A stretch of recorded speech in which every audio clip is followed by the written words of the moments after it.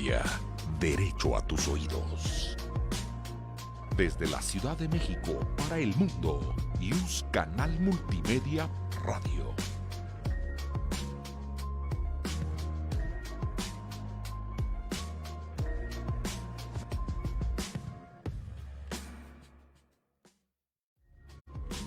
Yus Canal Multimedia, derecho a tus oídos. Desde la Ciudad de México para el mundo, Yus Canal Multimedia Radio. Yus Canal Multimedia presenta.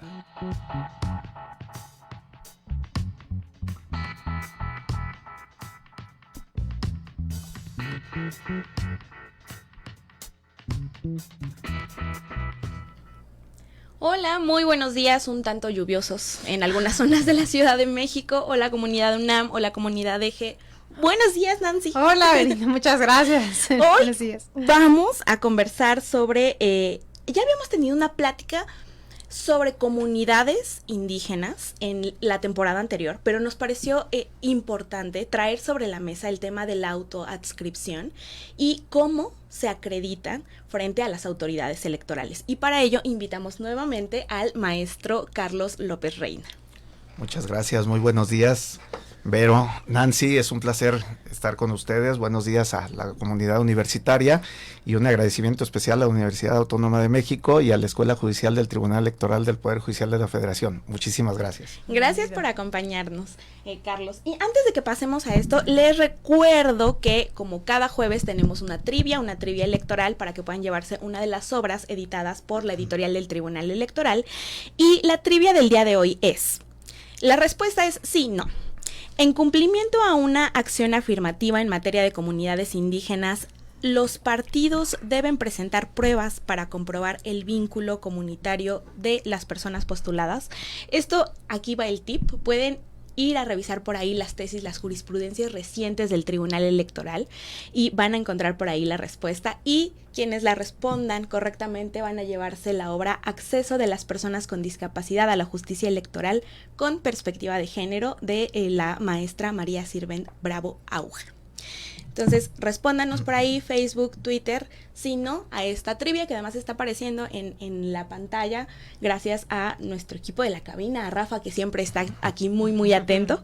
Y les comparto también que como parte de la oferta académica de la Escuela Judicial Electoral, esta semana, de hecho, es la EGE Fest, así le llamamos en casa, porque es nuestra semana académica y este año fue coordinada con la Universidad Complutense de Madrid. Tenemos a grandes personalidades, de hecho por ahí Nancy estuvo moderando una mesa antier sobre redes sociales. Sí. Y hoy continúan todas las actividades, vamos a hablar hoy también sobre el modelo de comunicación política, tenemos la incidencia de la justicia electoral, que tiene que ver con este tema para reparar la desigualdad, cómo puede incidir, cuáles son los mecanismos, y también vamos a hablar por ahí en la última mesa de hoy, que me parece que comienza por ahí a la 1, 2 de la tarde, sobre el papel del juez constitucional. Entonces los invito a que puedan acompañarnos en estas mesas a través de YouTube, a través de Facebook, en las redes sociales de la Escuela Judicial Electoral.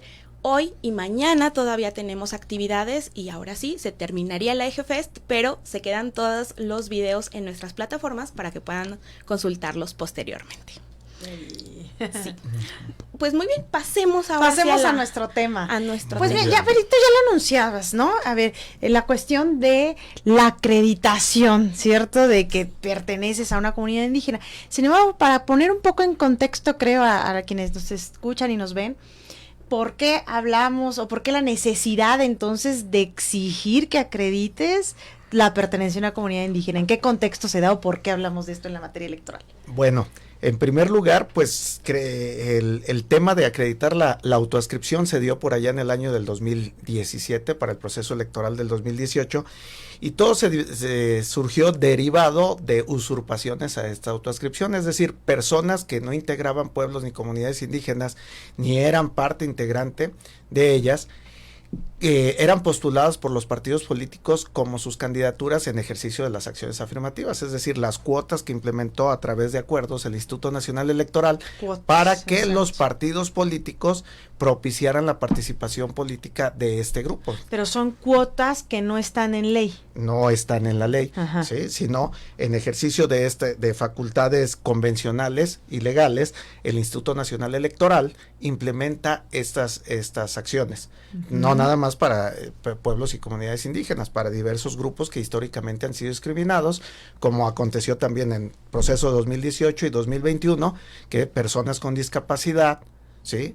Mexicanos residentes en el extranjero, afromexicanos, y entre otros. Entonces, derivado de esta situación, para poder acreditar, el instituto vio esa problemática y la Sala Superior también, al resolver un recurso de apelación del 726 del 2017, si mal no recuerdo, en el cual estableció que les establece la obligación a los partidos políticos para la acreditación de esta autoadscripción a través de elementos objetivos. ¿Qué es esto de elementos objetivos?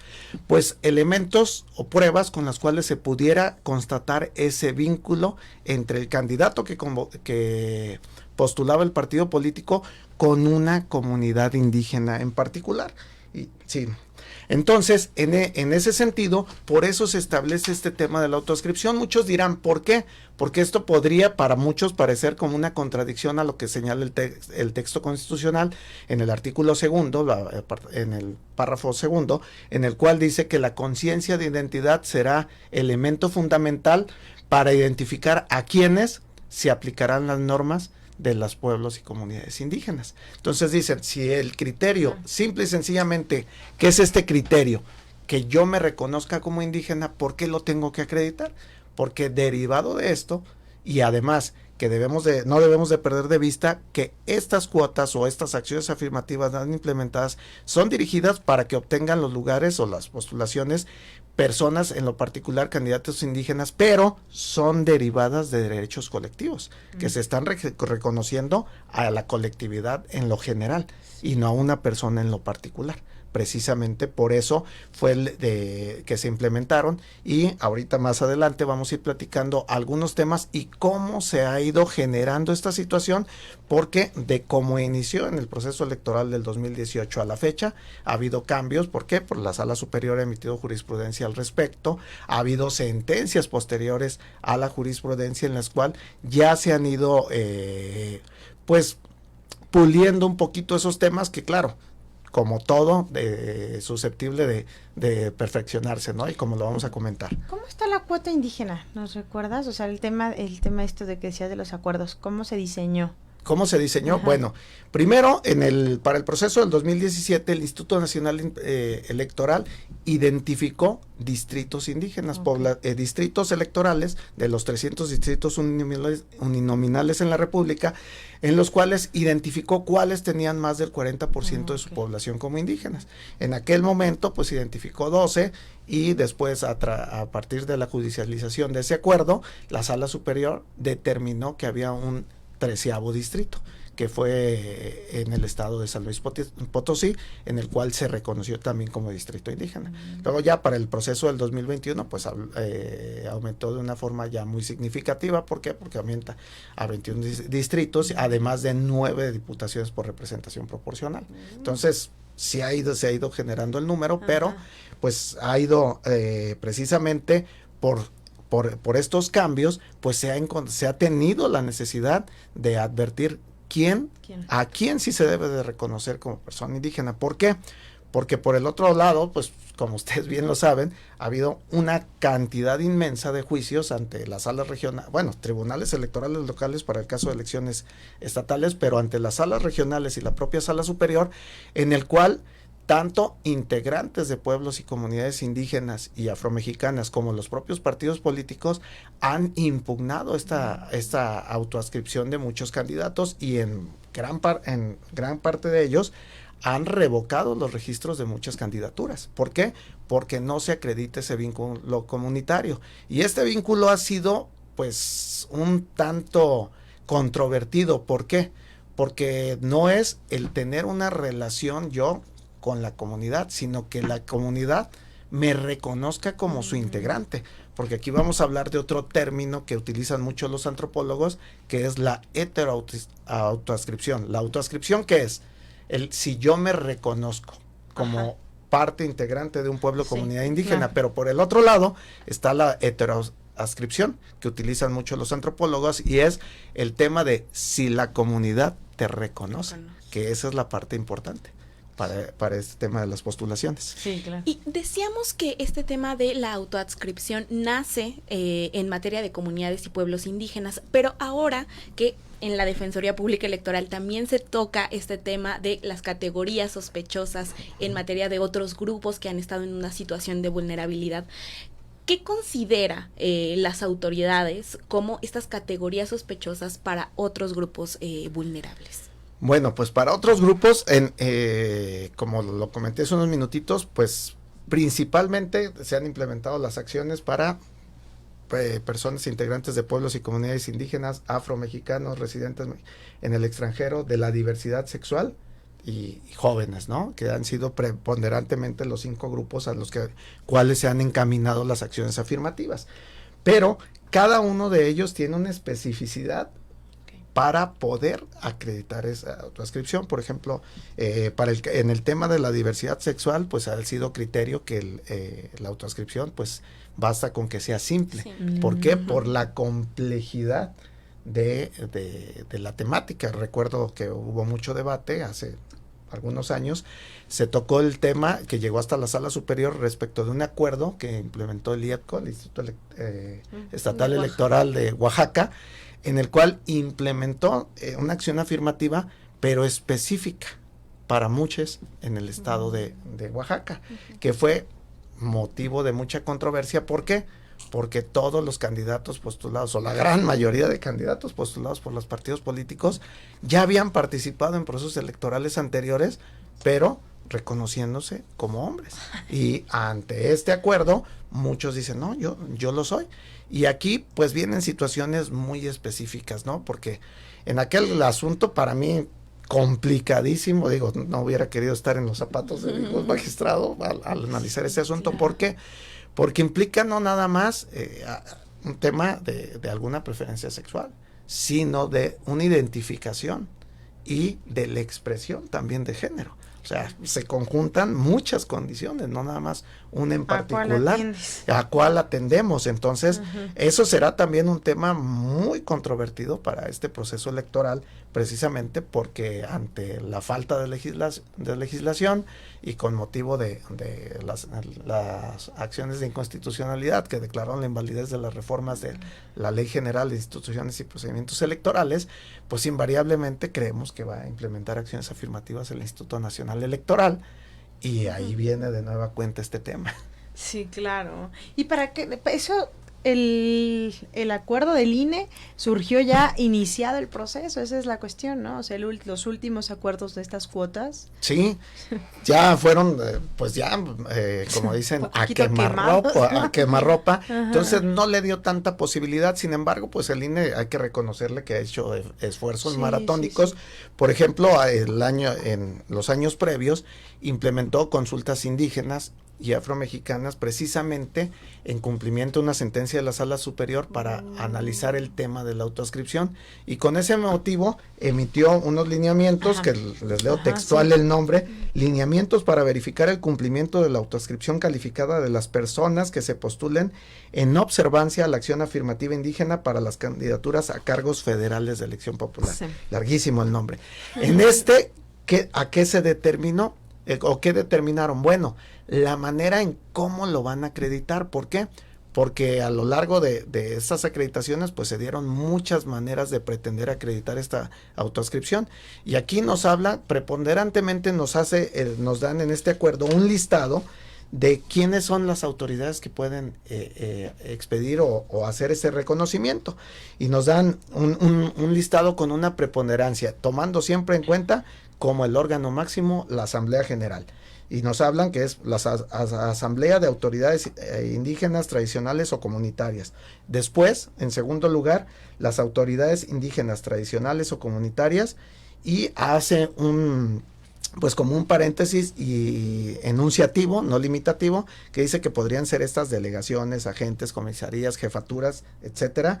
Y por último, autoridades agrarias y comunitarias, comunales o ejidales. Aquí podrían decir, hay mucha amplitud. Habremos que ver si en el proceso no se vulnera a la hora de la acreditación de la autoadscripción el derecho a la libre determinación y autonomía de las comunidades indígenas. ¿Por qué? Porque aquí viene una situación muy particular. ¿Qué nos dice la propia Constitución? ¿Quiénes son las comunidades? Nos habla que una comunidad indígena son comunidades de los pueblos indígenas, aquellos que forman una unidad social, económica y cultural, que viven, que tienen un territorio y reconocen autoridades tradicionales de acuerdo a sus usos y costumbres. Este es el término general que nos establece la Constitución. Sin embargo, por cuestiones sociales, culturales y ahora hasta de seguridad, vamos a encontrar que hay muchas comunidades que se desplazan o miembros de ellas y que se han asentado en territorios fuera de su territorio originario y que pretenden participar. Por ejemplo, yo recuerdo para el proceso electoral 2021 el caso de Baja California, en la elección local, donde el Instituto Local implementó acciones afirmativas para la postulación de candidaturas indígenas, y hay un distrito muy específico que es el 17 local, en el cual está la mayor cantidad de población indígena en el estado, pero su gran mayoría es población indígena migrante, no originaria del estado. Y además ese distrito tiene la mayor cantidad de los pueblos indígenas originarios también. Entonces, aquí primer conflicto, ¿por qué? Porque con los originarios, en algunos se podría distinguir o reconocer las autoridades tradicionales, pero en otros no. Y para el caso de los migrantes, ahí el problema era mucho más delicado, poder identificar quién te va a reconocer, por el tema de que por ahí surgieron asociaciones de indígenas, pero ¿cuál es el tema? Con denominación las asociaciones, su nombre era Asociación de Protección de Derechos Indígenas, pero sus integrantes, muchos de ellos no se reconocían. Entonces, ¿puede ser? No puede ser. Entonces, son situaciones que se van presentando. Pues sí, claro. Y esto además, o sea, lo que decías, puede generar fraudes, ¿no? Sí. Ajá. Sí, porque cuéntanos casos, no sé, que te vengan así de repente. ¿El objetivo cuál es? En términos generales. El objetivo es que en estas acciones afirmativas, pues obviamente participen, se busca propiciar la participación de personas que pertenecen a estos grupos, ¿no? Con un cierto grado de representación y representatividad. Pero, ¿qué pasa? Pues, como dicen, siempre son cargos públicos y muy anhelados, y entonces personas que no forman parte de estos grupos. Lo que tenemos todos los antecedentes hasta ahorita, pueblos y comunidades indígenas en cuanto al fraude y personas de la diversidad sexual. Pero también te puedo tocar temas, por ejemplo, de personas con discapacidad. ¿Por qué? Porque una persona dice, no, es que yo utilizo lentes y ya tengo una discapacidad visual. Y considero que ahí en ese tema sí está un poquito complicado. ¿Por qué? Porque atendiendo al concepto de qué es una discapacidad, pues el que utilicemos unos lentes no nos genera una discapacidad, no una imposibilidad de poder utilizar algún órgano o algún sentido propiamente, ¿no? Entonces ahí vienen esos temas, ese fraude que se podría generar y que pues no están exentos las autoridades electorales. Han hecho su mejor esfuerzo, la verdad, es digno de reconocerse, pero sin embargo, pues contra esta situación no se puede. Hace unos días en un foro nos tocaba una persona que decía, es que el instituto, siempre desafortunadamente tratando de echarle la carga al instituto, era una persona de un partido. Y les digo, bueno, pues yo creo que aquí habría diferentes niveles o gradualidad para la revisión de esos requisitos, y al fin y al cabo los propios partidos son los que tienen la obligación de acreditar, ¿no? Claro. Esa autoadscripción. Perdón. Entonces los institutos políticos tendrían esa labor de hacer un primer filtro y después que sea la autoridad electoral, pero no, en la realidad no se ha dado de esa forma. Pero bueno, son los temas que ahorita nos van a invariablemente a surgir en el próximo proceso electoral. Y tú traías lo de los lineamientos, ¿cierto? Nos ibas a ver. Mira, de aquí estos lineamientos, recuerdo que habla de estas situaciones. ¿Quiénes pueden reconocer, no? O sea, de los dos temas torales en los lineamientos y que después fueron materia de controversia y resueltos por la Sala Superior en el juicio ciudadano 56 de este año, del 2023, y se estableció esta preponderancia o jerarquía de las autoridades para hacer este reconocimiento, ¿sí?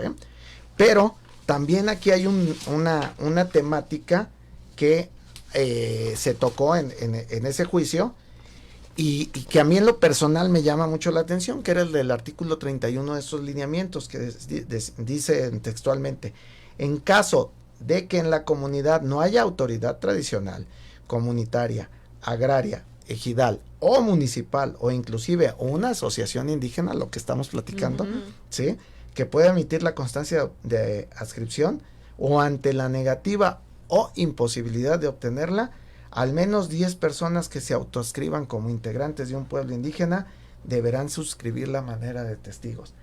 Y ese tema, digo, está justificado, ya está resuelto, ya es una verdad legal, ¿no? Pero, sin embargo, en la práctica, digo, desde nuestra trinchera como defensoría, exacto, tú en la práctica. en la defensoría, creo que este último tema fue el que más nos generó problema y asuntos que llegaron a la defensoría. ¿Por qué? Porque gran cantidad de candidatos que pretendieron acreditar su autoascripción venían con esta temática.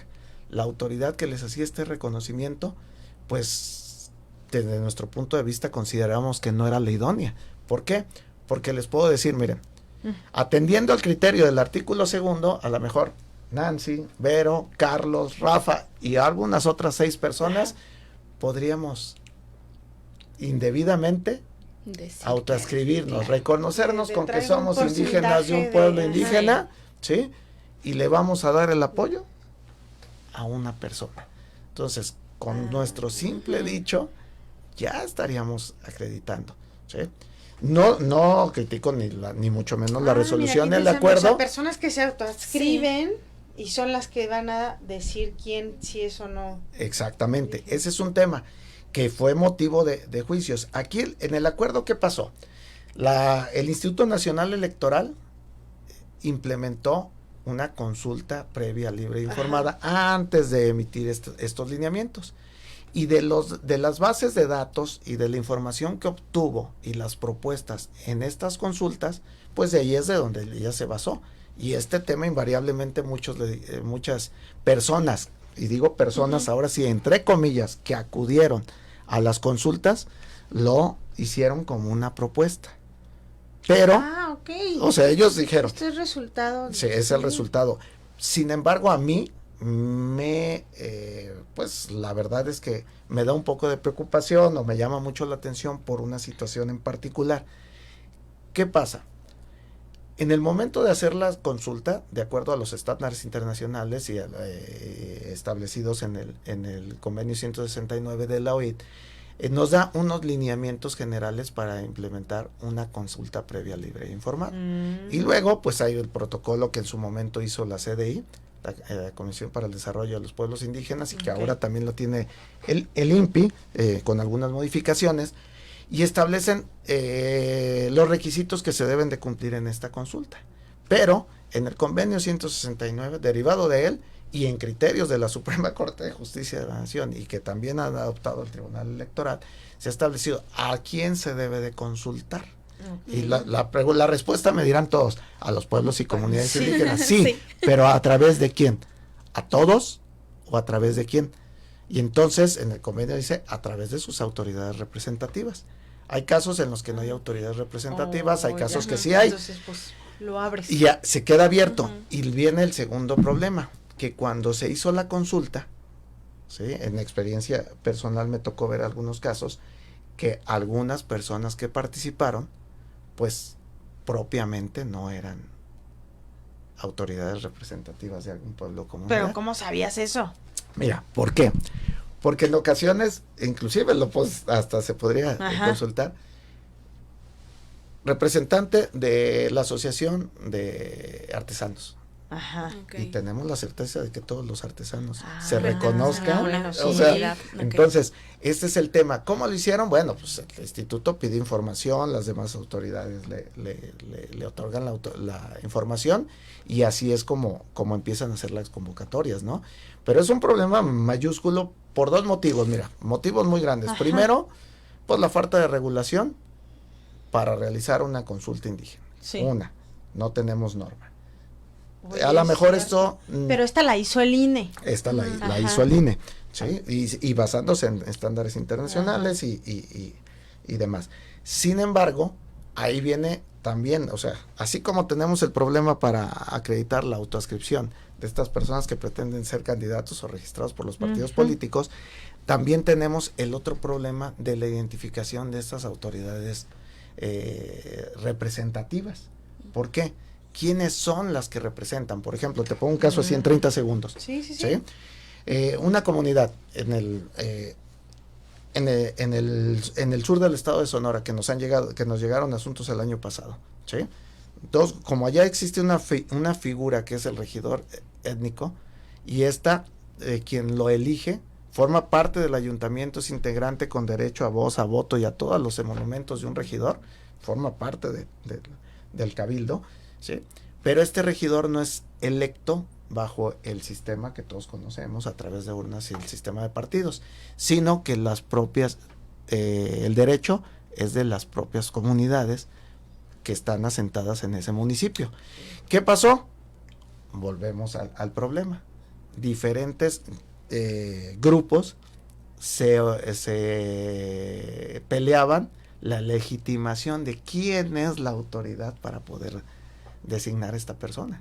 Y estos asuntos llegaron a salas superiores, inclusive algunos a salas regionales, inclusive algunos hasta sala superior, para poder verificar quiénes son realmente las autoridades que están legitimadas para hacer ese reconocimiento y nombrar a esta figura. Entonces ese también es un problema. ¿Quiénes van a ser estas autoridades representativas? Si hay autoridades, pues que ellas lo hagan. Pero en el caso que no se pueden identificar, O sea, tú también haciendo esa labor, si haces esa... pues tenemos que investigarlo en la medida de los posibles, porque tampoco es algo tan fácil, ¿no? ¿Qué necesitaríamos? Pues a lo mejor un dictamen antropológico que nos puede señalar. Y en el caso de que no haya, es carísimo claro. y tardado. No Sí. nos dan los tiempos electorales para hacer eso.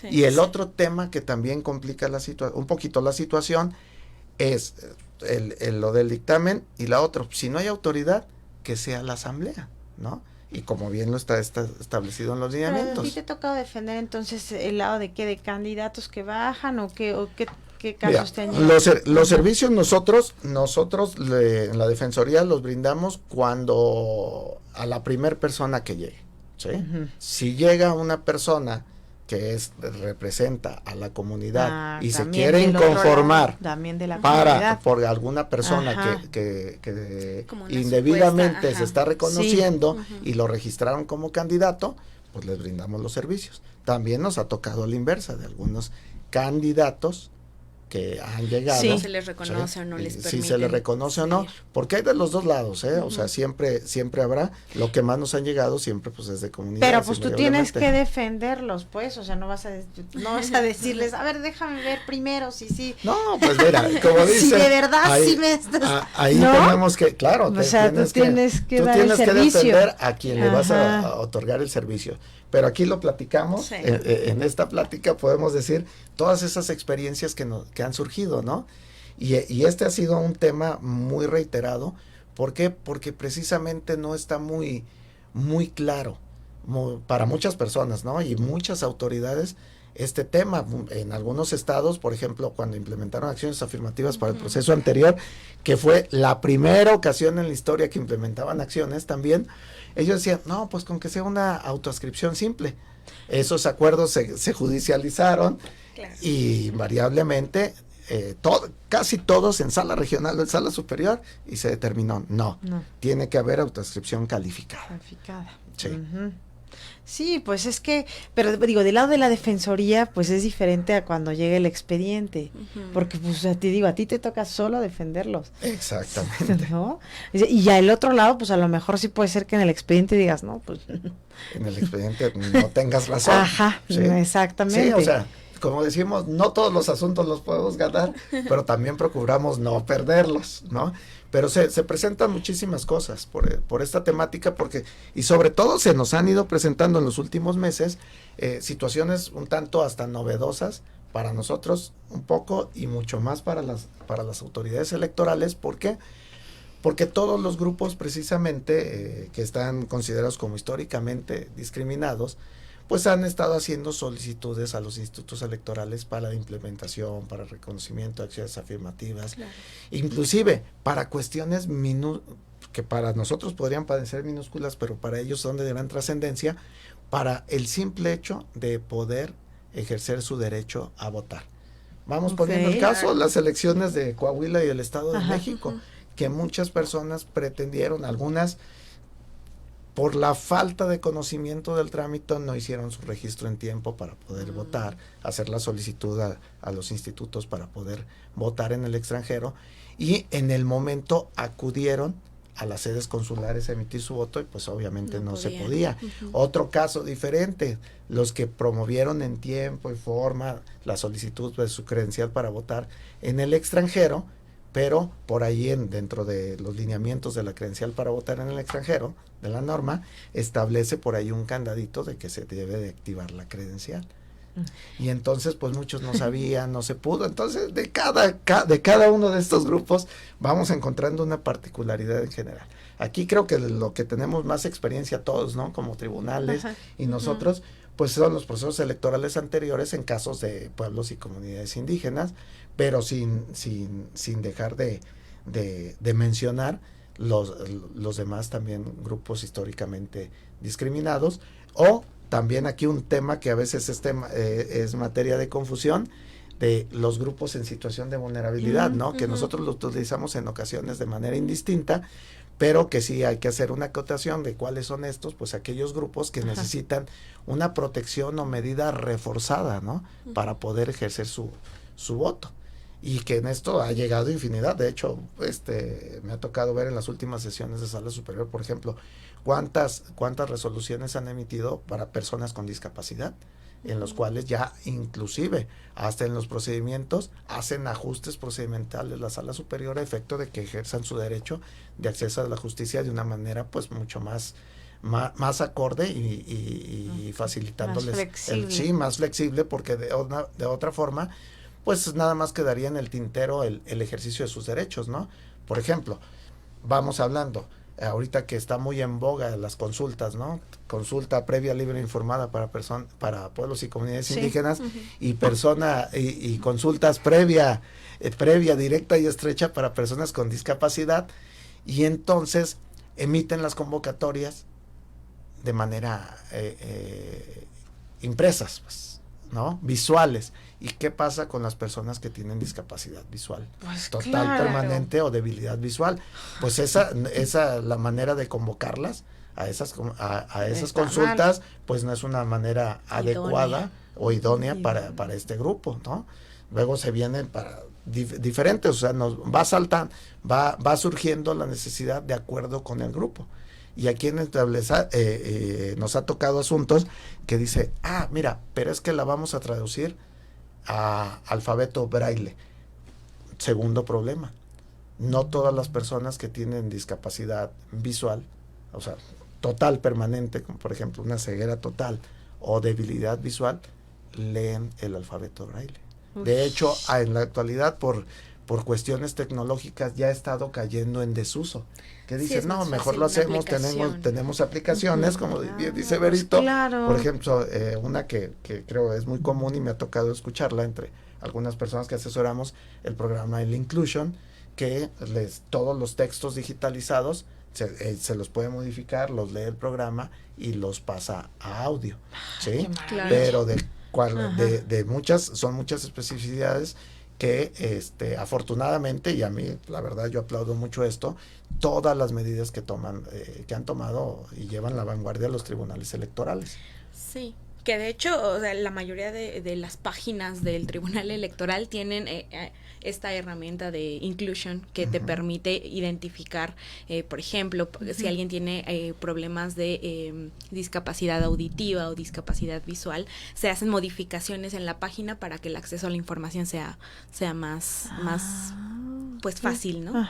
Sea completamente accesible. Se nos está agotando el tiempo, Carlos, pero ¿podrías compartirnos algunas conclusiones de estos retos para las autoridades en el 24? Pues mira, de los retos para las autoridades, pues creo que se van a duplicar a los retos que tuvieron en el 2021.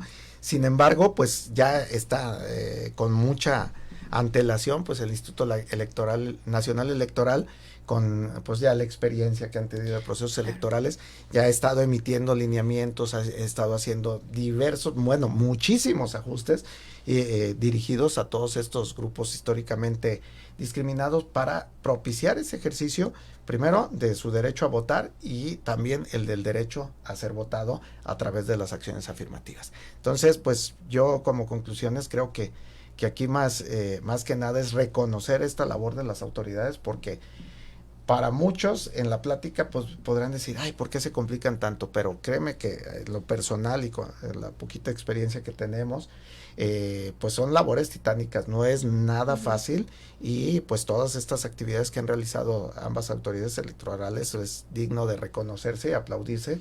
¿Por qué? Porque es lo que las ha llevado a la vanguardia y ha generado la participación de estos grupos que nosotros los tratamos pues, habitualmente, pues son a quienes prestamos los servicios, y que la gran mayoría están muy satisfechos precisamente porque dicen algo, una frase que ya suena hasta trillada, pero que todos nos la mencionan. Hasta ahora estamos viendo la posibilidad de ejercer nuestros derechos. Hasta ahora. Entonces eso pues yo creo que es algo que debe de seguir alentando a las autoridades para este tipo de actividades y resoluciones para el caso del Tribunal Electoral respecto de ellos. Pues, Carlos, muchísimas gracias. Nancy también. Gracias, por estar en este episodio. Un día lluvioso. Un día lluvioso. Les recordamos las cuentas de la Defensoría Pública Electoral del Tribunal Electoral. En X están como Defensoría TEPJF, y su página web es www.te.gov/defensoría. Ahí viene desglosado todas las actividades de la Defensoría. Tienen también teléfonos de contacto para poder acceder. Si me permites decir muy adelante. rápido, tenemos un número 800 que es el 800-0083-753, o teléfono directo 55 57 28 2300, extensiones 2941, y ya de ahí les pueden derivar. Y como bien lo dice Vero, el correo electrónico también, si me permiten, es defensoría@te de tribunalectoral.gov.mx, y son los medios a través de los cuales nos pueden contactar para ofrecer los servicios, porque con los motivos de las reformas al reglamento interno nos dan la posibilidad de que recibamos las solicitudes por los medios establecidos, y estos son correo electrónico, WhatsApp, de manera telefónica. O sea, pretextos no hay para que se acerquen. Hay múltiples opciones, ¿no? Y es asesoría jurídica, representación, mediación. Y coadyuvancia para la mediación, y el de orientación, que creo que ese es fabuloso, porque aun y cuando no les podamos prestar los servicios a las personas por alguna situación, los podemos orientar para vincularlas a la autoridad a las que sí podrían prestarles estos servicios. Bueno, pues con toda esta información despedimos el episodio de hoy y nos vemos el próximo jueves a las 9 de la mañana. Muchas gracias por acompañarnos y conectarnos. Muchas gracias. Muchas gracias, Nancy. Gracias, Vero. Buen día. Gracias, Rafa. Buen día. La Facultad de Derecho agradece a quienes realizaron este programa, conductores, invitados y productores, quienes participan de manera honoraria. En News, Canal Multimedia, Derecho a tus oídos.